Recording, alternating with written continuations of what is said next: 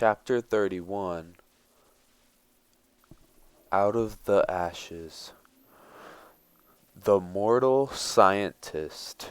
There it was on page 19 of the New York Times. Dr. Alexis Carrel dies in Paris at 71. Charles read the brief article, struggling to take it in. A day earlier, on November 5th, 1944, distressed over accusations that he was a Nazi collaborator, Dr. Carrel had had a fatal heart attack.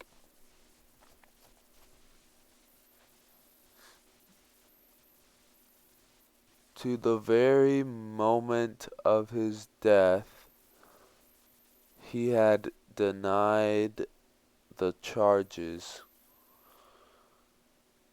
Indignation surged through Charles.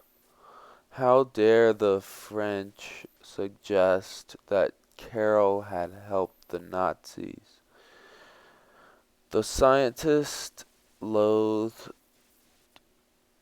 the Germans and had often vented his disgust for them. He hadn't been a collaborator. The charges were completely baseless. Sadness followed indignation. The father figure who'd shaped his thinking about race and civilization was no more.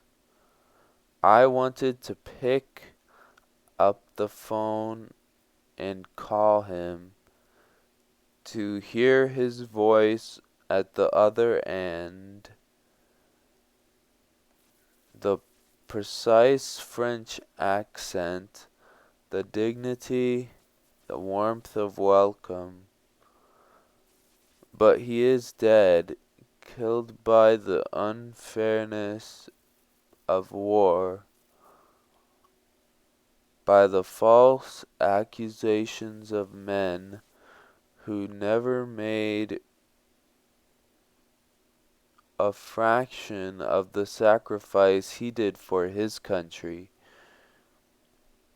It was hard, Charles admitted, to make myself realize he was gone.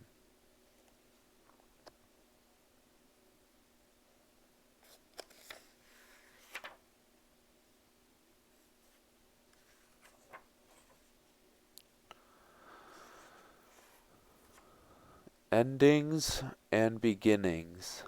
Charles was working as a test pilot again, this time for United Aircraft in Hartford, Connecticut.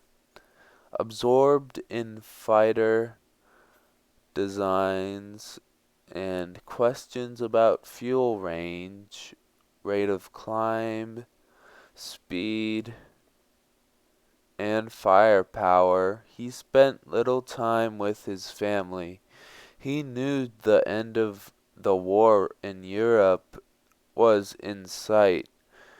America's entry into the conflict, along with Britain's heroic efforts and the Russians forcing Hitler to fight on two fronts, had turned the tide. Now, as the spring of 1945 bloomed, so did hopes of an imminent German surrender. At the end of March, American and British troops marched into Germany's heartland. Moving eastward toward Berlin, They bombed cities and liberated concentration camps. What they found in those camps: gas chambers in which Jews, homosexuals, political opponents, and others had been murdered. Ovens in which their bodies had been incinerated. Piles of human ashes, stacks of corpses, sickened them. But it was the survivors who caused many battle-hardened men to break down and weep. Skeletal, starving, their heads shaved. Some of the prisoners crowded around their liberators, kissing their arms and touching their jeeps to make sure it was true. Those who couldn't walk crawled toward the soldiers. Many hid in their barracks, too afraid to come out.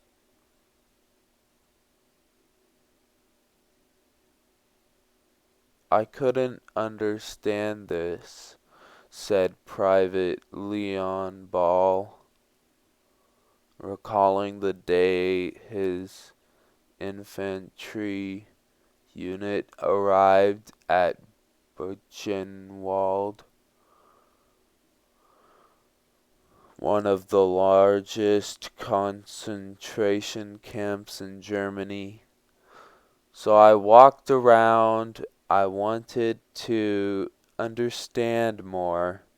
I went into a building where they stored body parts from medical experiments in jars of formaldehyde. I saw mounds of little children's clothing. Little children who didn't survive, but I never saw a child. If this could happen here, it could happen anywhere. As camp after camp was liberated, a cold anger toward the Germans welled up among Allied troops. Those living in the nearby towns insisted they hadn't known about these atrocities, but the stench caused by overcrowded living conditions, as well as the odor of the crematories, wafted for miles over the countryside. It brought tears to the eyes of another Buchenwald liberator.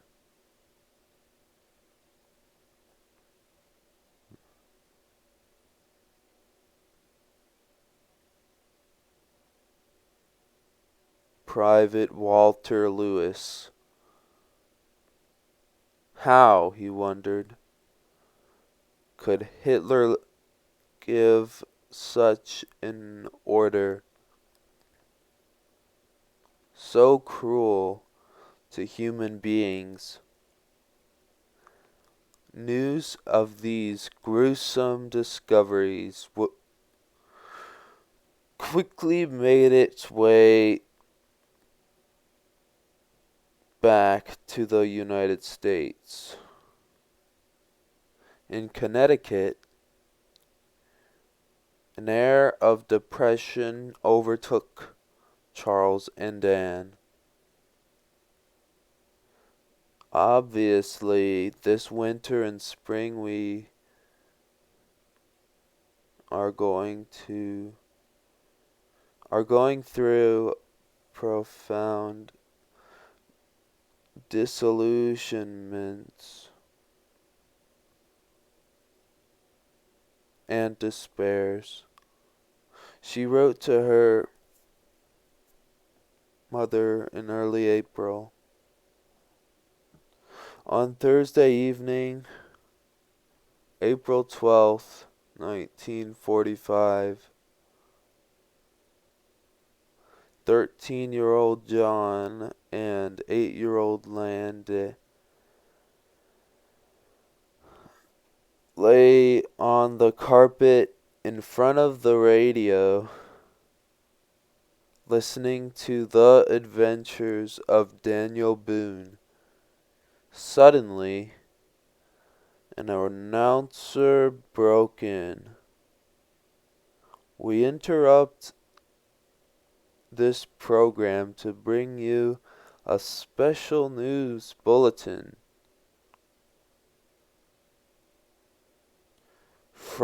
President Franklin Roosevelt is dead. The president died of a cerebral hemorrhage.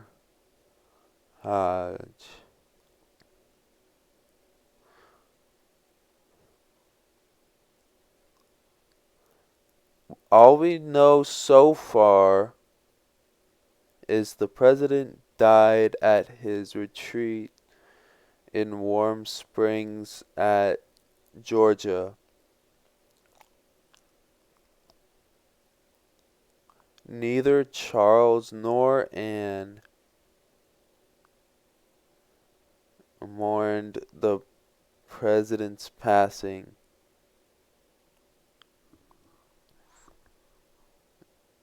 While most of the world felt they'd lost a great leader,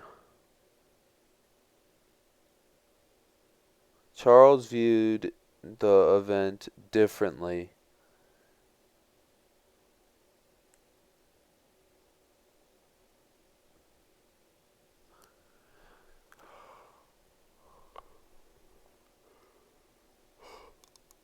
The American people, he believed, were lucky to finally be rid of the man who'd tricked them into war with Germany. And Charles felt as if a load had been lifted from his back. Practically overnight, official attitudes toward him changed. The vindictiveness in Washington has practically disappeared where I am concerned. He wrote an acquaintance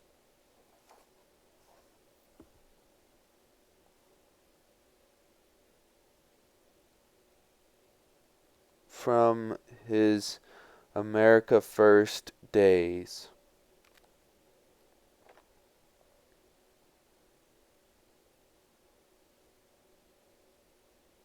Indeed, Roosevelt had been dead just 1 week when military brass called Charles to the nation's capital. The Reich surrender was expected any day. As soon as that happened, would Charles go to Germany to survey the Nazis' developments in high-speed aircraft and missiles, as well as interview their developers, as he had in the South Pacific. He would travel as a civilian consultant attached to the Naval Technical Expedition. Charles eagerly accepted. Some say the Germans would have held supremacy of the air if they had been a year farther ahead with their jet and rocket development. He wrote his mother, "It is important for us to find out what the real facts are, and that is my primary mission."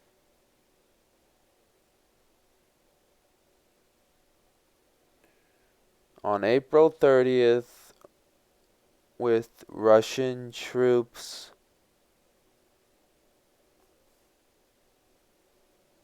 just yards from his underground bunker, Adolf Hitler took a cyanide capsule, then put a pistol to his head and pulled the trigger. German troops struggled on for a few more days without their Führer, but on May 6th they laid down their arms. The next morning they surrendered unconditionally. After 6 catastrophic years, the war in Europe was over. The Third Reich was no more. 5 days later, Charles Lindbergh boarded a Navy C-47 transport plane bound for Germany. Charles craned his neck and peered out of the porthole. Munich was coming into view. What he saw shocked him. Ruined walls, piles of rubble, blasted factories. "It is a city destroyed," he said. When he'd last set foot in Germany 7 years ago, the country was still proud and virile. Now it felt like hellish death. Anger surged through him. He'd warned against Western civilization fighting itself.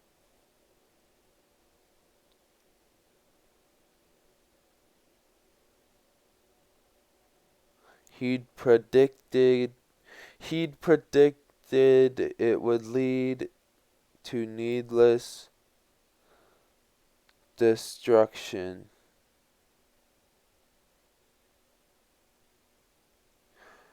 Now here was proof. Western civilization, he wrote in his journal, has reaped the whirlwind it caused. The plane landed, then taxied over the rough runway with its gravel-filled bomb holes before coming to a stop beside the still intact terminal. American soldiers occupied the building, steel helmets, rifles, and khaki uniforms in the vestibule. Jeeps and trucks parked all around outside. One of those soldiers was Colonel George Gifford, a United States Marine who spoke fluent German and would act as Lindbergh's military escort. After introducing himself, Gifford led his guest to their jeep. "Where did Charles want to go first?" he asked. He expected Charles to say Dachau.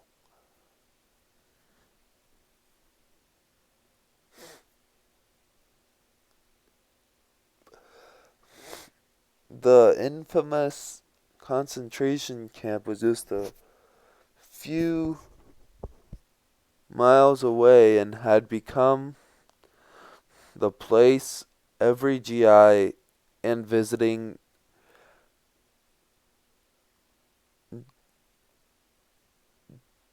dignitary went to see.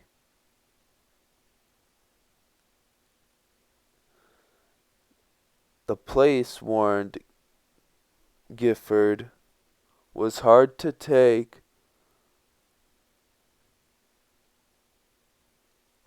but provided a clear reason for the fight. "I prefer to miss Dachau," replied Charles.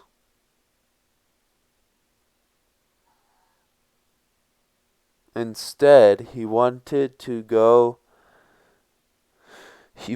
see the eagle's nest. Hitler's former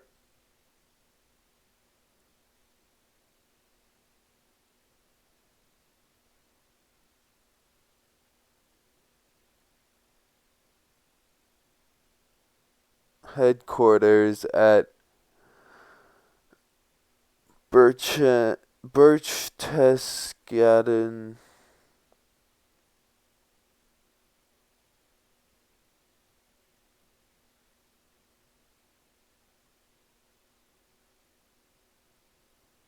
in the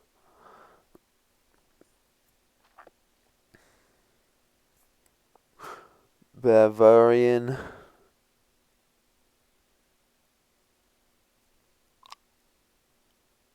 Alps. With Gifford at the wheel, they drove along streets lined with mounds of rubble that had been pushed to the side to let traffic through. Block after block, Charles saw nothing but fallen walls, gutted interiors, collapsed ceilings. As they left the city, ruined buildings gave way to the burned and wrecked carcasses of German cars and trucks, hundreds of them, that had been strafed by low-flying Allied aircraft and bulldozed off the road as American troops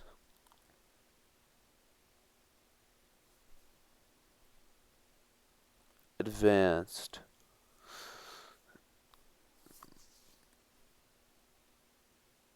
Bomb craters dotted the surrounding hillside, and pine forests stood splintered and shattered. After turning up a winding, stone-paved road, they climbed into the mountains, around wreckage and rubble, until they arrived at the place where Hitler had lived, worked, and held many of his conferences.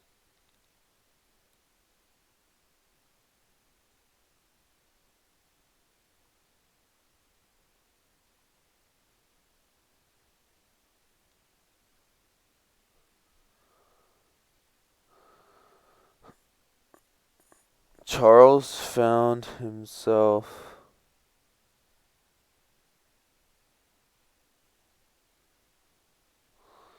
standing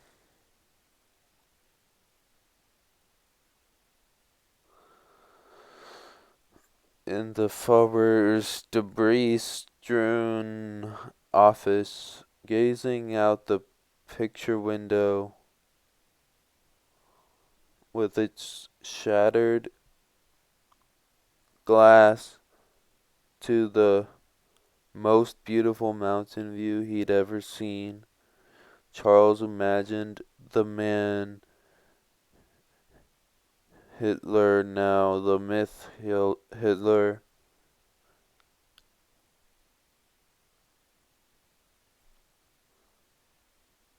just a few weeks earlier. He was here where I am standing,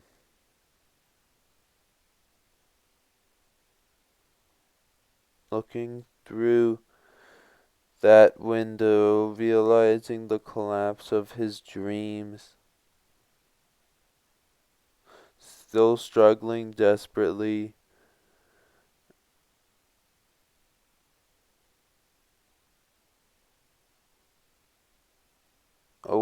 against overwhelming odds.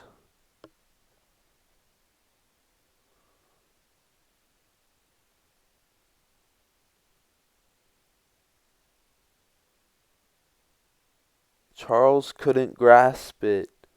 Hitler, a man who controlled such power, who might have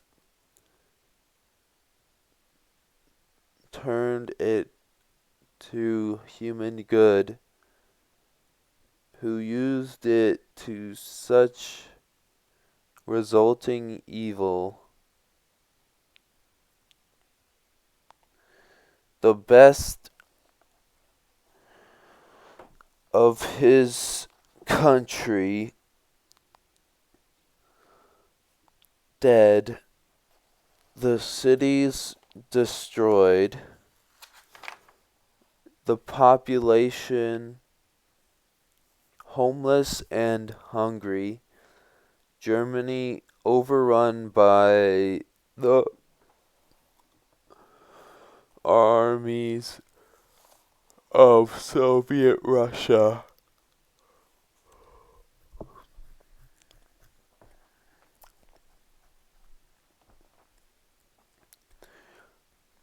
He wrote in his journal later that day,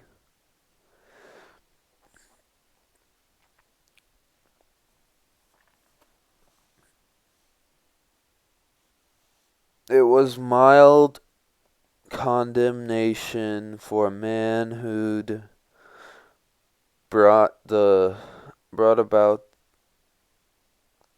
the murder of some 6 million Jewish people, as well as countless others.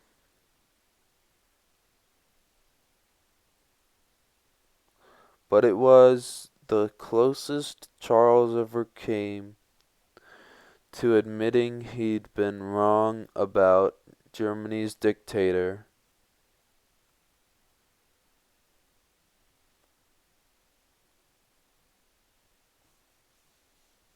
For the next 5 weeks, Charles toured the country inspecting Nazi engine works, plane factories, and research facilities. More importantly,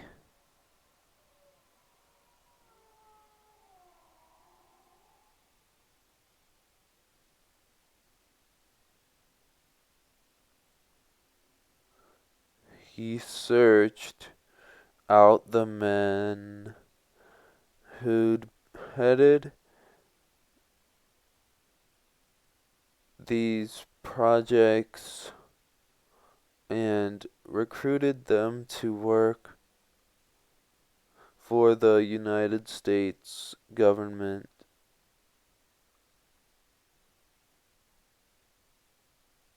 with promises of expunged war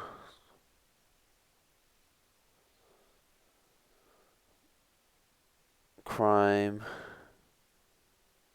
records and lucrative jobs. Charles helped bring hundreds of former Nazi scientists and their families to America to assist in the development of the country's rocket and missile program.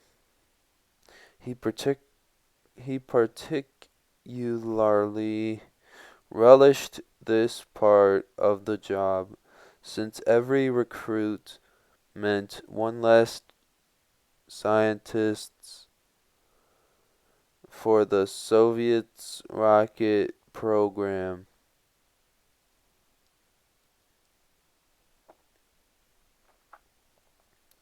As he confiscated documents, interrogated engineers and scientists, and picked his way through litter in looted laboratories, Charles grew increasingly outraged at American treatment of the conquered Germans. At every turn, he saw old people hunting for scraps of food in army garbage pails, displaced families straggling along roadsides with carts and bundles,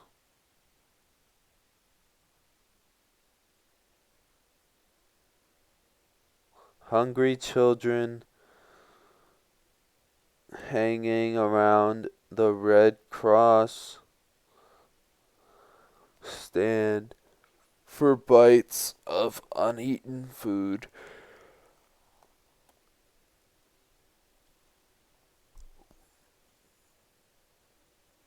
And while he conceded that Hitler and the Nazis had caused it,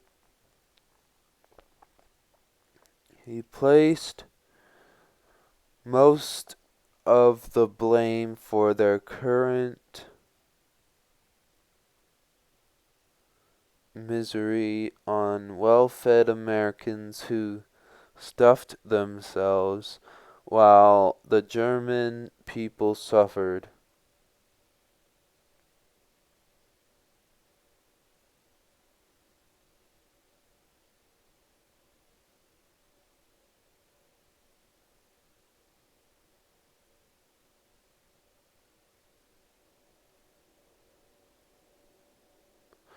What right have we to damn the Nazi while we carry on with such callousness and hatred in our hearts? It made him feel ashamed.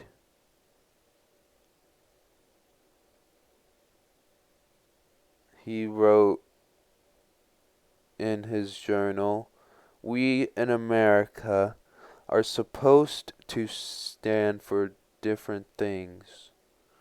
One morning, he and Gifford stopped to ask directions from a group of young German soldiers. In uniform but disarmed, they were plodding along a ruined road, apparently returning home from the war.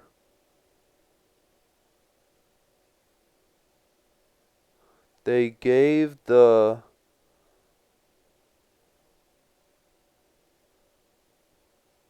Americans directions as best they could, showing no trace of hatred or resentment,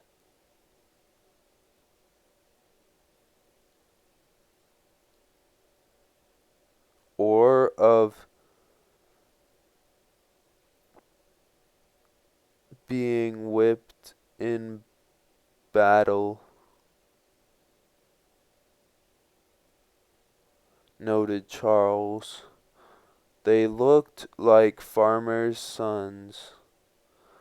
He would have given them a ride if it hadn't been against army regulations. Instead, he settled for sharing his rations.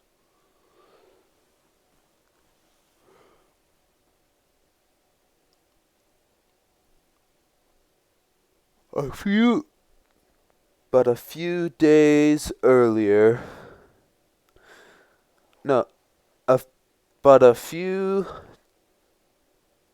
days later, when American officers asked him and Gifford to drive a Russian captain 15 miles to Allied headquarters in Heidelberg,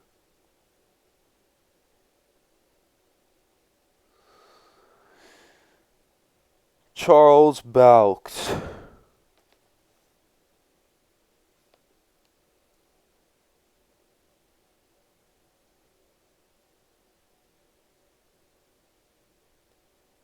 He didn't like the Russian's face or the way he looked at me.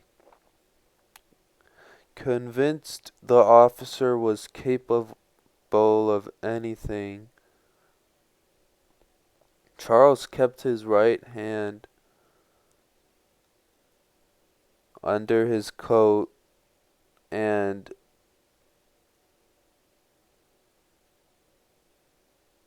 on his gun.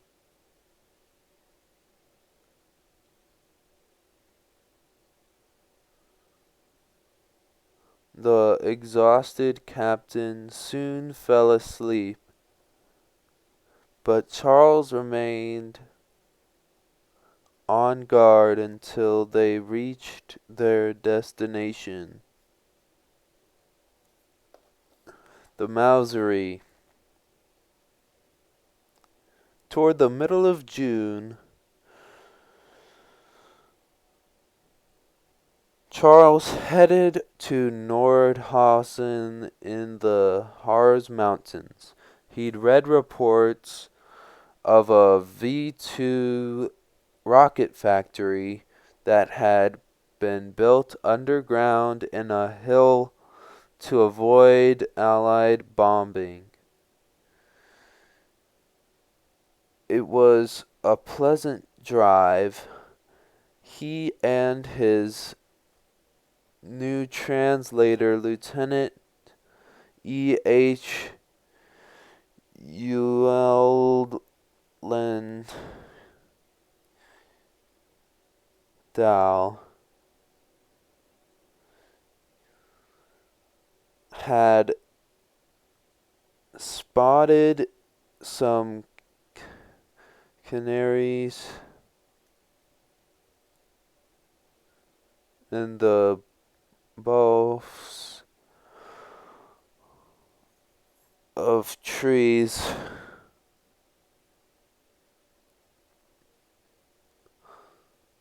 and stopped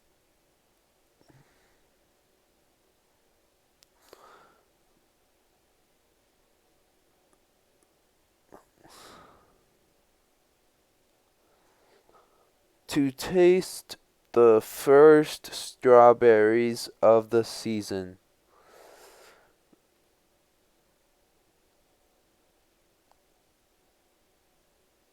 As they neared the factory, however,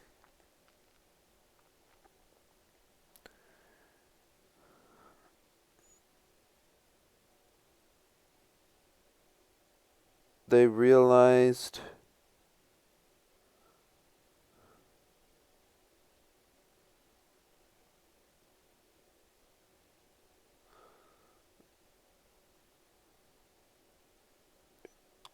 they could not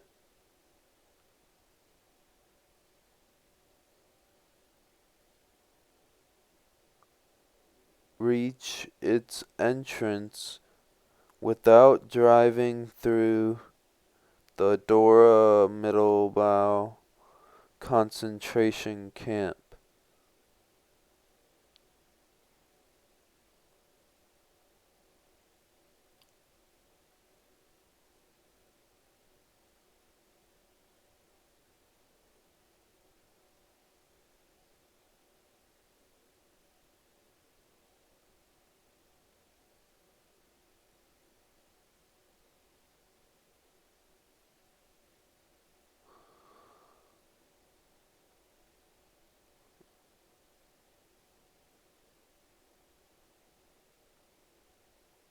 Although American troops had liberated the camp in early April, some prisoners remained behind because they had nowhere else to go. Their families had been killed, their homes confiscated, their villages reduced to rubble. They'd been joined by hundreds of other newly released and homeless prisoners of the Nazis, mostly Russians, Poles, and Czechs.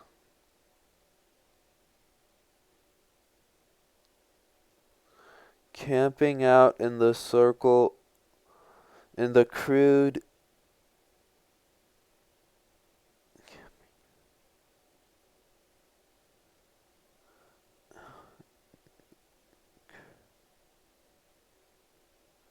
wooden barracks.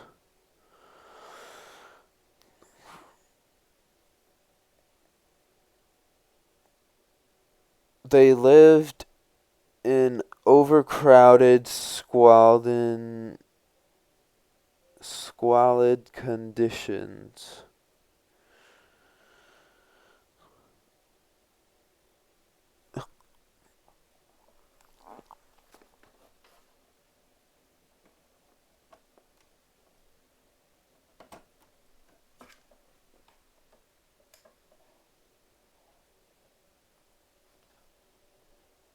As Charles rode through the camp,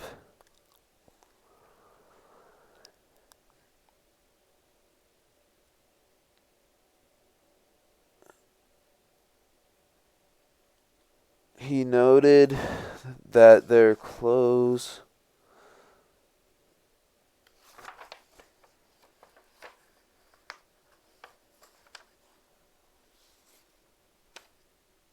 were filthy but adequate for the season. And judging from their faces and bodies, he determined that they were not badly fed. But their odor, it assailed Charles' nostrils, and it prickled at his memory. Where had he smelled it before? On the mountain side above the camp. The Americans noticed a low, small, factory-like building with a brick smokestack. None of their government reports had mentioned this structure. They turned, then headed up the hill to investigate. The doors of the building stood wide open.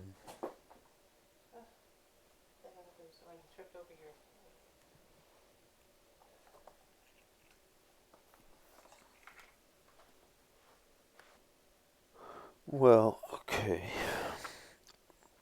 On the mountainside above the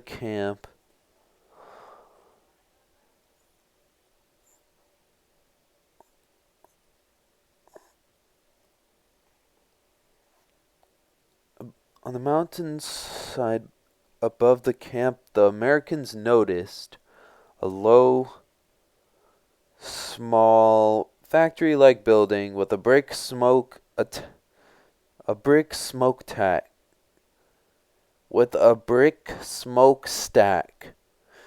None of their government reports had mentioned this structure.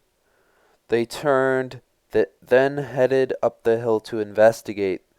The doors of the building stood wide open. The rodent smell was here too, even stronger. The men stepped inside. On the concrete floor lay a corpse, carelessly covered with canvas. In another room stood two large cremation furnaces, the steel stretchers for holding the body sticking out through the open doors.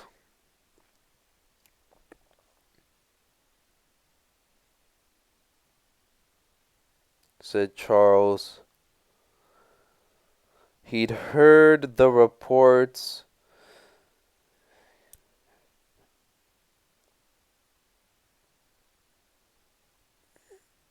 about the German atrocities.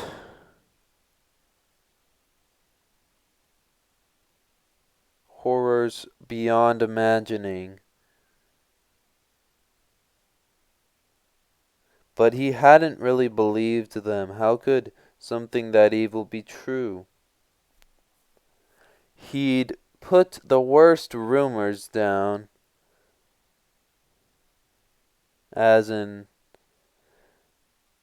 anti-German propaganda spread by the Jewish-controlled press.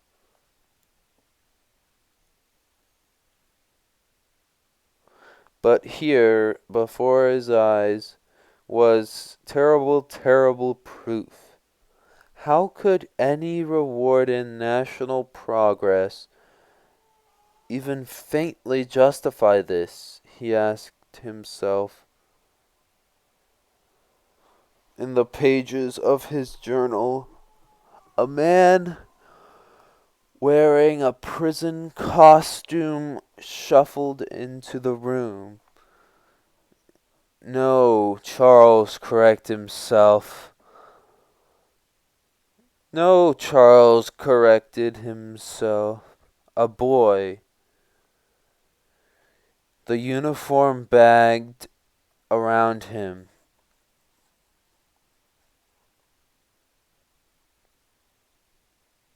And as the boy moved closer,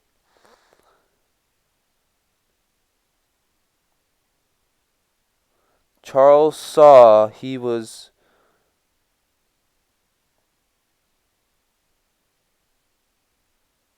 a walking skeleton.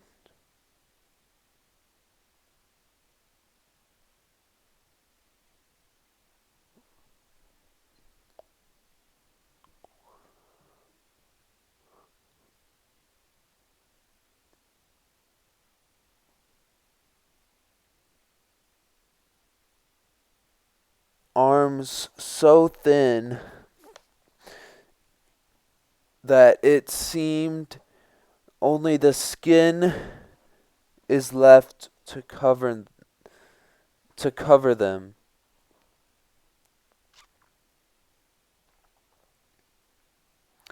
Speaking in German, with Lindbergh translating, the boy told them he was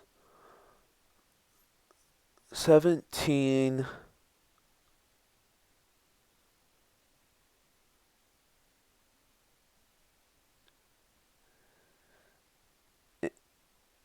and that he'd been at the camp for 3 years.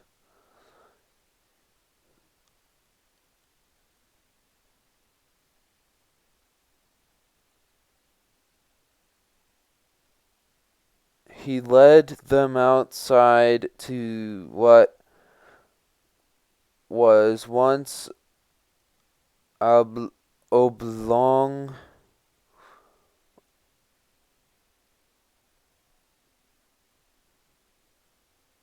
pit, 8 feet long, 6 feet wide, and 6 feet deep.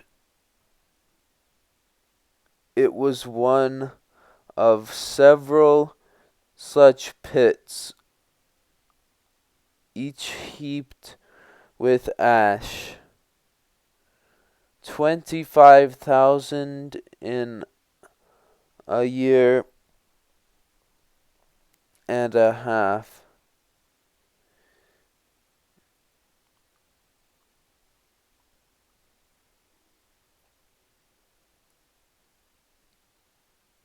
The boy said, and from each one there is only so much. He cupped his hands to show the measure. Then he walked over to a mound of ash yet to be dumped into the pit. Reaching inside,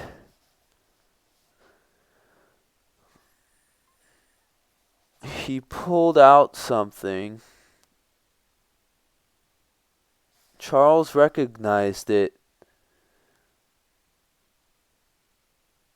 It was a knee joint.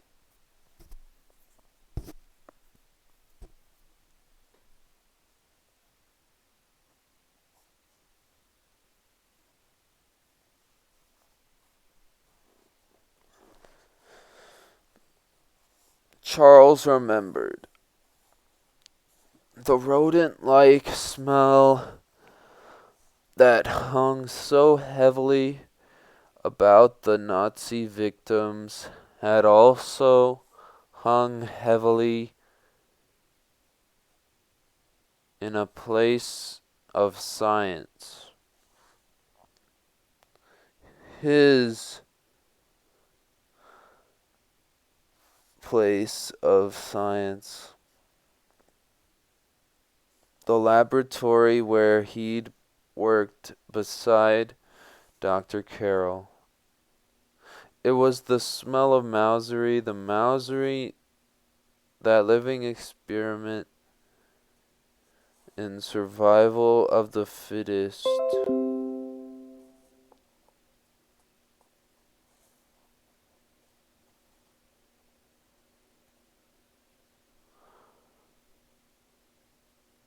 Where the strong had dominated the weak through intimidation, violence, and death.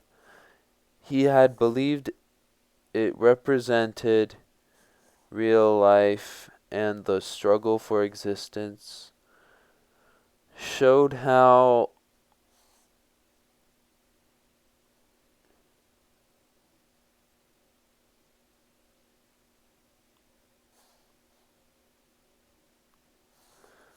superior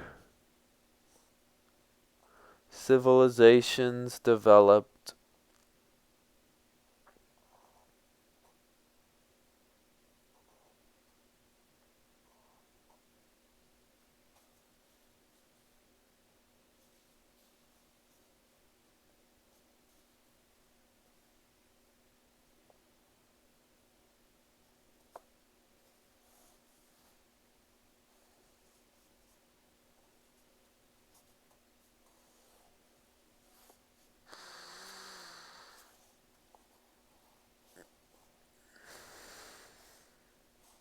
But had it represented the truth?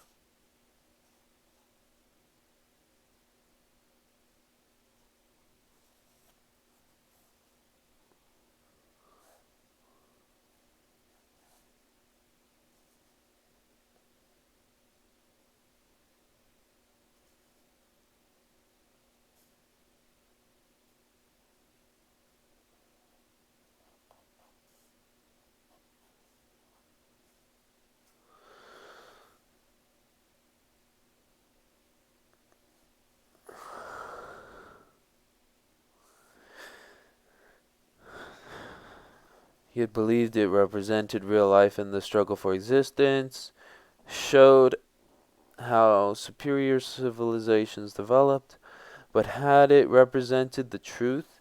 A strange sort of disturbance came over him. Was science to blame for this abomination? Ever since his almost fatal test flight at Willow Creek, he'd been questioning its place in civilization. Was it was gaining knowledge for scientific power without considering deeper human values what had destroyed Germany? The Germans had lost their balance, he decided. Instead of balancing science with other fields of wisdom, they had let it dominate them, turned it loose in fields of wisdom. In fields of wisdom, they had let it dominate them, turned it loose in war and conquest. In their search for materialistic power, they had set science up as their god, and science had destroyed them.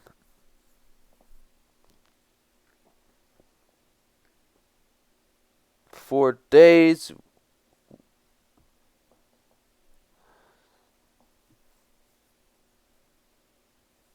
weeks, months,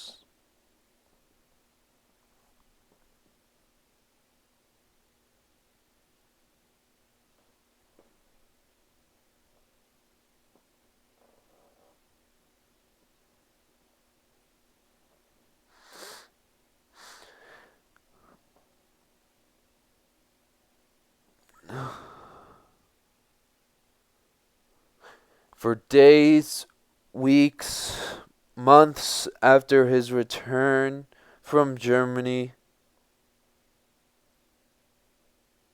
Charles wrestled with these thoughts. Before the war, he'd regarded the fear of knowledge as ignorant superstition, but now he recalled his Bible reading. Hadn't God warned Adam and Eve not to eat from the tree of knowledge, for they would surely die?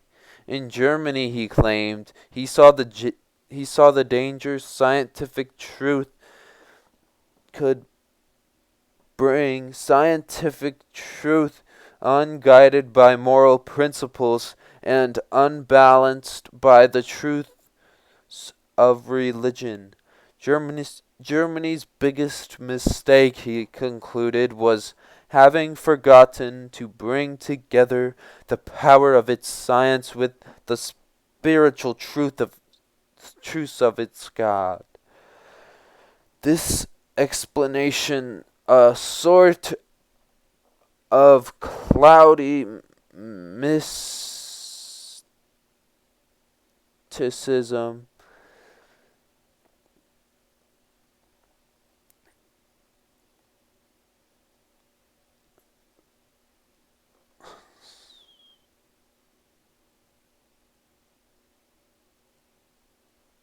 was far more palatable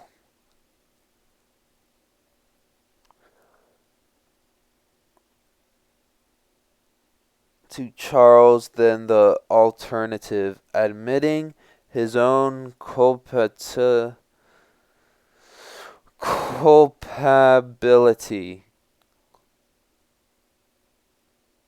He had, after all, been committed to the idea of race betterment and had advocated for the propagation of superior genetic material. He believed in the intrinsically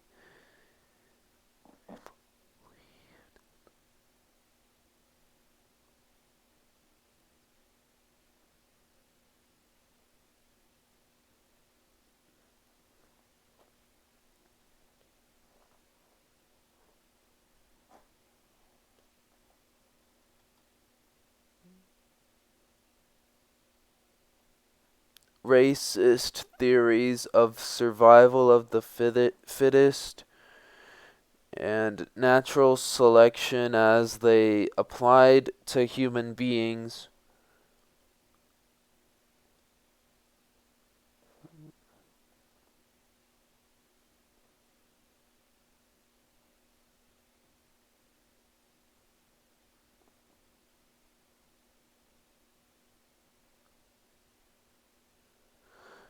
He believed in the intrinsically racist theories of survival of the fittest and natural selection as they applied to human beings, and had stared with both fascination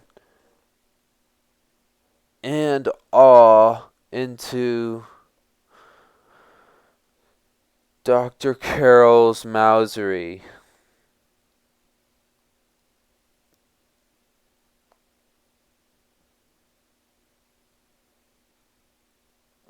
Like scientists in Nazi Germany, he'd spent thousands of hours in the laboratory trying to scientifically advance the future of the white race. By discovering the key to immortality, he'd hoped to ensure the continued dominance of the civilization building white elite over faster breeding racial inferiors. And Charles Lindbergh was never one for self-doubt. He refused to see the connection between his own convictions and those of the Nazis. He could not acknowledge how his public admiration and support of the Third Reich might have contributed to the horrors of Dora Mittelbaugh.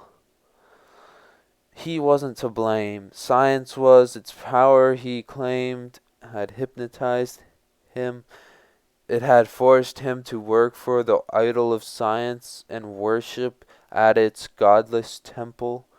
His experience at the concentration camp drastically changed his views toward scientific advancement, but it did not seem to alter his opinions regarding race betterment. While much of the world had rejected eugenics after learning about the gruesome horrors involved in the Nazis' pursuit of a pure Aryan race,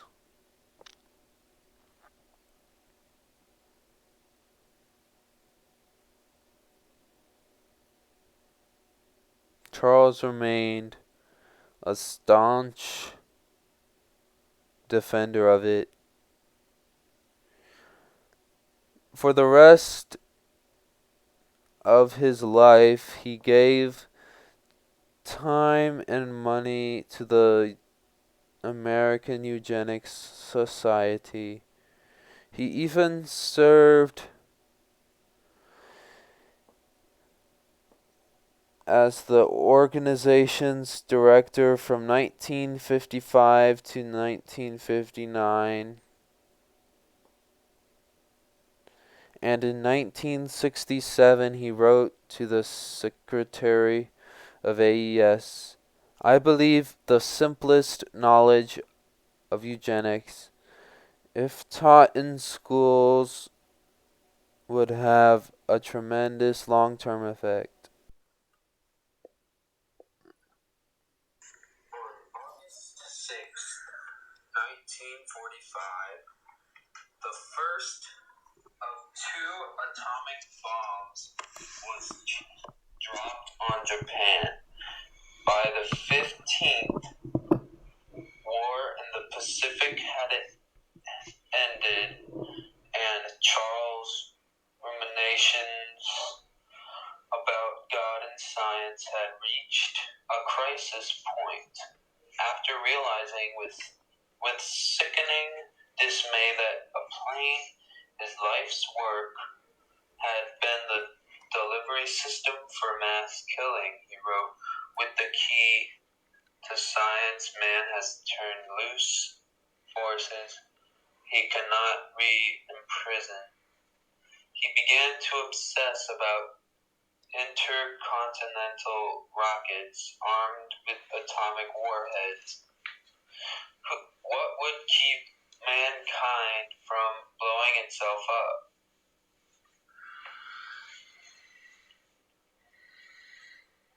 Charles answered this question in a speech to the Washington, D.C. Aero Club later that year, which he would expand into a little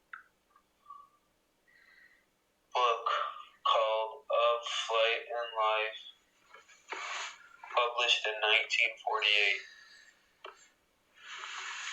He insisted that a moral force must take possession of nuclear power, and this force must follow Christian ideals.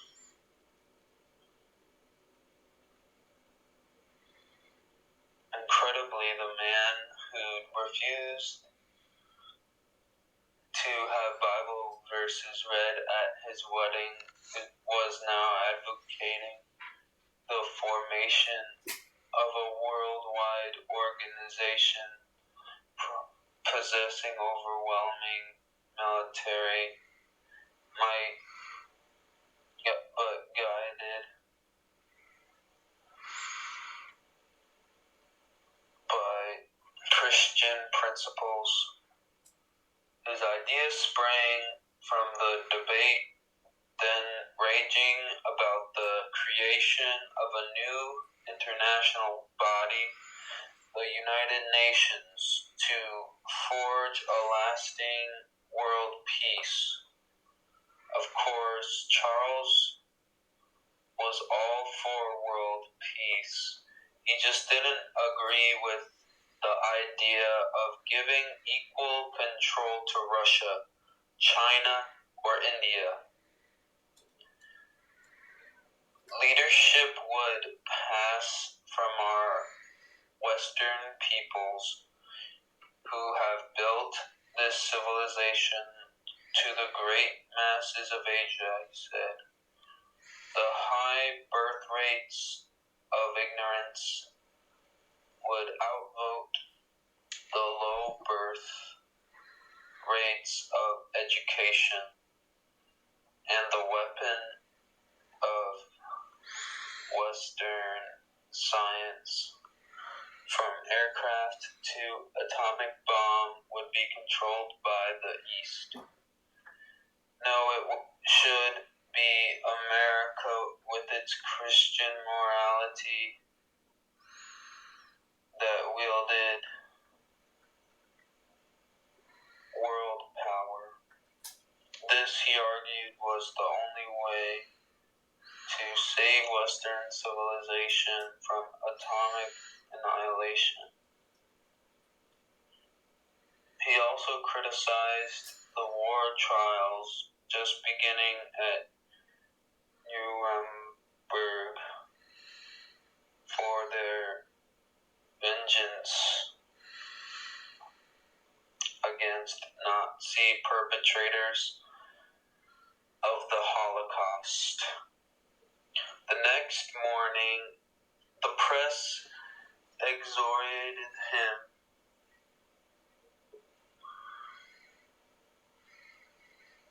Charles Lindbergh is saddened by the lack of Christian values in the post-war world, as shown by the court trials of our conquered enemies and in our attitude toward the famine-stricken peoples we have defeated, wrote the New Republic. There is no similar concern for the victims of Nazism. The criticism frustrated Charles. Didn't they see that universal equality among the world's peoples would be a doctrine of death for America? It was not equally, but quality that mattered as Western civilization faced the new post-war atomic world, and he seemed to find no contradiction between his idea of a master race and the teachings of Jesus Christ.